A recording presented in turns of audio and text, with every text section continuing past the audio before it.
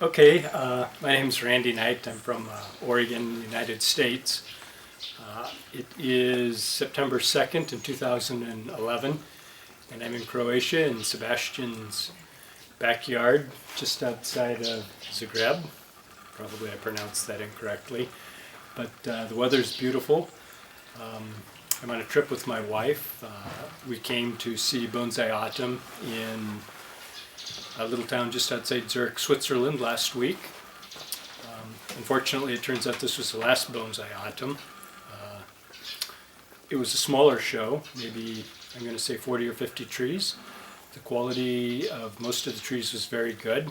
As in all shows, there's some very good, some not so good, but my impression was that it was quite well done, and the demonstration material was probably the best available in any demonstration shows in Europe. This is what I'm told, and it's easy to believe. It's certainly better than the quality of the material you would see in the United States. And I believe there was 4 or 5 demonstrations going on at the same time over the course of 2 days. It was a weekend show. The variety of trees was classical Japanese style to naturalistic style, and things in between. There was a very good mix of deciduous trees of a high quality, perhaps probably a broader range than we might see in the States, especially for age and time, length of time in a bonsai pot. The attendance was a little bit low, and I think that's one of the disappointing things that caused the show basically to come to an end. The venue was wonderful. I don't have an awful lot to compare it to. I did see the last Ginkgo show 4 years ago. That was my first show, so my impressions of that might be a little bit skewed. I was overwhelmed at the time. There were so many trees and so many good ones. It was on a scale of trees. There must have been 200, I will guess, way more than anything I'd ever seen in any American show. Since then I've been to Japan a couple times and seen bigger shows. So I would actually like to go see Nolanders in January while the Bonsai Autumn is still fresh in my mind. I don't think you can wait 2 or 3 years and go see another show and be comparing apples and apples. I think too much time and experience will have elapsed, and it's not a good indicator. The selection of pots at Bonsai Autumn was unique and good. In the interim, Walter Paul, who's helping to ferry my wife and I about Europe, has taken us to several bonsai collections. Wolfgang Putz, who has possibly one of the finest accent pot collections I've ever seen. It's perhaps the most perfectly manicured garden I have ever seen. It is truly worth seeing if you ever have the chance. Then we came to through Slovenia yesterday and saw Matija. I believe I won't even say his last name. I will mess it up. but he is a young man who's just studied 3 months in America with Ryan Neal, and that happens to be only about 7 or 8 minutes away from my house.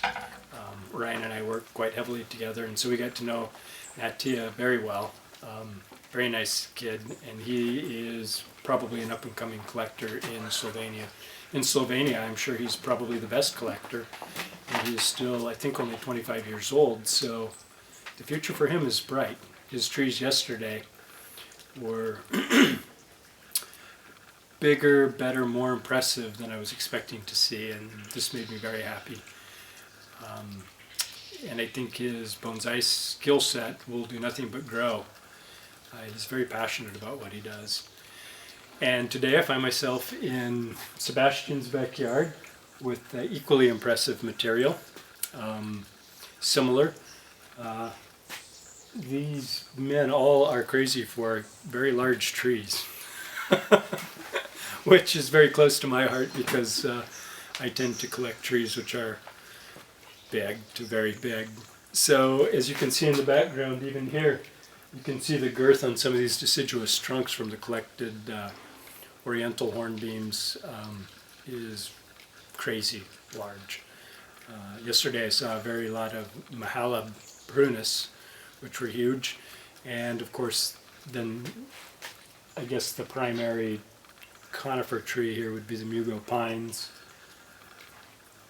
This is a very beautiful section of the world, something that clearly most Americans have never been here or seen it and don't know much about it.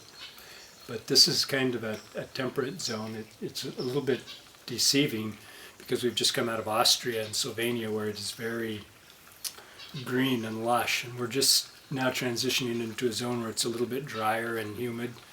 But at the same time, they tell me it gets down to about 0 degrees for 2 months every winter, which you would not suspect, especially because just a few hours to the south we're in a Mediterranean climate. And there's a lot of geographic changes that occur in a very small area and a lot of microenvironments here very clearly, which probably means that in 10 years they'll be collecting new varieties and new species that haven't even been considered as bonsai yet and are just out there waiting on the rocks and in the soil waiting for to be somebody's loot. So to keep an eye on this place over the course of the next few years as their bonsai scene will be quite interesting, and I'm very happy to have seen it in not truly its infancy, but just after its first few steps. And the numbers of the practitioners down here, I understand, is not so big, but it will grow.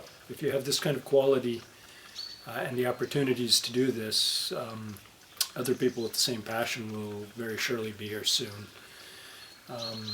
Later this afternoon, we're about to go hike a national wonder. I think it's called the Plitvik Lakes. I might even have pronounced that correctly. And from here, we'll go see Maria and Andrea, their collection. Also 2 crazy tree nuts from a little bit further to the south who I was fortunate enough to meet at Bonsai Autumn. And they actually won an award after only 3 years with their tree. 2 awards.